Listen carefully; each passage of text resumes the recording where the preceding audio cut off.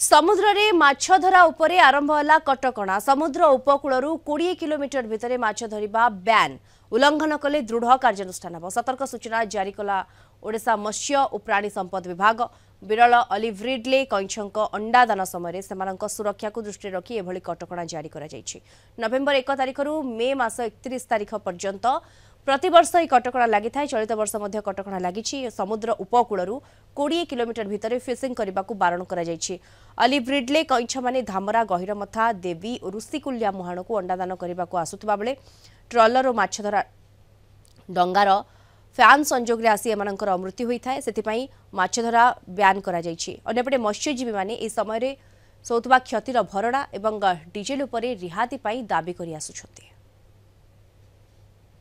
जेहेतु बोट आम बाहर फिशिंग करके आसला पर भी से 20 फाथम भितर रनिंग कला भितर धरनी जेहेतु से 20 फाथम पानी देके आम आसबू मुआण को जेहेतु कूल को आसबू ता भितर भी से धरनी ओडिशा सरकार को निवेदन एति करा जाउछि जे जेहेतु पश्चिम पई से बारण करिसेंती तर आम मत्स्यजीवी पई माने पुनी आमको देखिबा पई से किछिटा आम पई करंतु कईज आसबे कईज अंडा देबे अंडा देके तकर छुआ बढ़िबे बढ़ी के गला परे आमे फिशिंग करबू सेति पई आमे बहुत असुविधा होउछु। तापर बाहर गला माछ विशेष ना मासे कि 15 दिन फिशिंग कले एमती नुसीनाची पलैले बहुत दूर पलि जाऊँगी।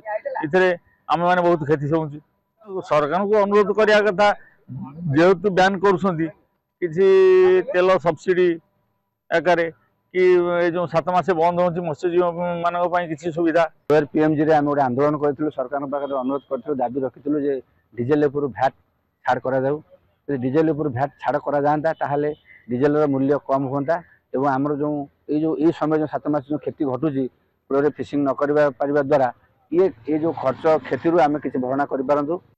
कईच मानकर अंडादान समुद्रर 20 किलोमीटर भितर को माछ धरी पारिबेनी मत्स्यजीवी माने। एने राज्य सरकार पक्षर कटकणा जारी करा जायछि। तेबे मत्स्य और प्राणी संपद विभाग पक्षर डाकबाजी जंत्र साहाय्य माछधरा बंदर रे मत्स्यजीवी मानकु सतर्क करई दैछन्ति। तेबे 7 मास मत्स्यजीवी आ बोट मालिक माने चलिबे किपरि याकु नै चिंता प्रकट करिसन्ति मत्स्यजीवी और बोट मालिक माने। जदि सरकार एई 7 मास पई सेमानकु कोनोसी आर्थिक सहयोग जोगै दियन्ते निश्चित रूप से तांको परिवार एई अभाव अनटनरु रक्षा पाई पारन्ते। पारादीपर माछधरा बंदररु हरिश्चंद्र रेंका, कलिंग टीवी।